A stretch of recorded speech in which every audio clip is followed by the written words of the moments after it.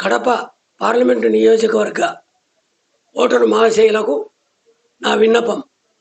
నేను మీ దేవగుడి నారాయణ రెడ్డిగా గత 30 సంవత్సరాలుగా కడప జిల్లాలో మీ అందరికీ పరిచయం చేస్తున్నాయి.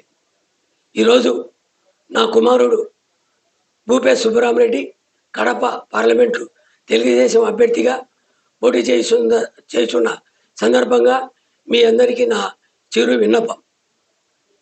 నేను 1990లో దేవగుడి శంకర్రెడ్డి గోపాల్ రెడ్డి మరణాంతరం జమ్మడుగు నియోజకవర్గ కాంగ్రెస్ అభ్యర్థిగా లీడర్గా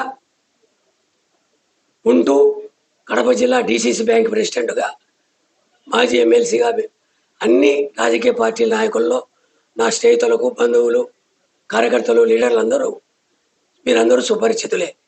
ఈ సందర్భంగా మీ అందరికీ నేను నా కుమారుడు భూపేశ్ రెడ్డికి ఓటు వేయించి గెలిపించమని మిమ్మల్ని కోరడానికి మీ ముందుకు వచ్చాను. జమ్మూడు నియోజకవర్గంలో 2 సార్లు శాసనసభ్యుడిగా పోటీ చేసి ఓడిపోయి కూడా నేను గతంలో జమ్మూడు నియోజకవర్గంలో పెద్దలు బాబురెడ్డి గారు వయసు అయిపోయి మానుకున్న, రామనాథరెడ్డి గారు ఒకసారికే మానుకున్న, మైకేల్ విజయ్ కుమార్ రెడ్డి లాంటి కాంగ్రెస్ నాయకులు నియోజకవర్గం విడిచిపోయినా కూడా నేను మాత్రం 2 సార్లు ఓడిపోయి కూడా మీకు తోడుగా లీడర్గా ఉన్నాను. మీరు జైల్లో ఉంటే జైలుకి వచ్చాను, ఆసుపత్రిలో ఉంటే ఆసుపత్రికి వచ్చాను, స్టేషన్లో ఉంటే స్టేషన్కి వచ్చాను.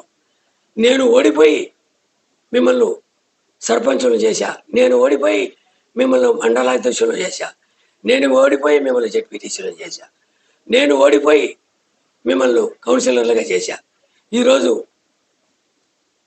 ఇన్ని అధికారం ఉన్నా లేకపోయినా, పదవి ఉన్నా లేకపోయినా, ప్రతిపక్షంలో ఉన్నా, ఏ రోజు మీ అందరికీ దూరంగా లేకుండా అందుబాటులో ఉంటూ ఇప్పుడు కూడా జమ్మూడు నియోజకవర్గంలో తెలుగుదేశం పార్టీని కాంగ్రెస్ పార్టీని అందరూ విడిపోయినా కూడా నేను నియోజక ప్రజలకు అందుబాటులో ఉంటూ ఈరోజు నా కుమారుణ్ణి ఈరోజు ఒక నాయకునిగా మీ ముందు ఉంచాడు. భూపేశ్ రెడ్డి మీకు 3.5 సంవత్సరంగా అందరికీ చిరకాల పరిచితుడే. ఆయన కూడా నేను నాయకుడిని కాదు సేవకునిగా మీ ముందు ఉంటానని చెప్పి ముందుకు వస్తున్నాడు. ఇంకొక 20 సంవత్సరాలు మీకు సేవకుడిగా ఉంటాడు. కాబట్టి భూపేశ్ను మంచి మెజారిటీతో తెలుగుదేశం పార్లమెంట్ అభ్యర్థిగా గెలిపిస్తూ అంటే 7 నియోజకవర్గాల్లో కూడా కూటమి అభ్యర్థులను కూడా గెలిపించాలని మీ అందరికీ ప్రార్థిస్తూ సెలవు తీసుకుంటున్నా.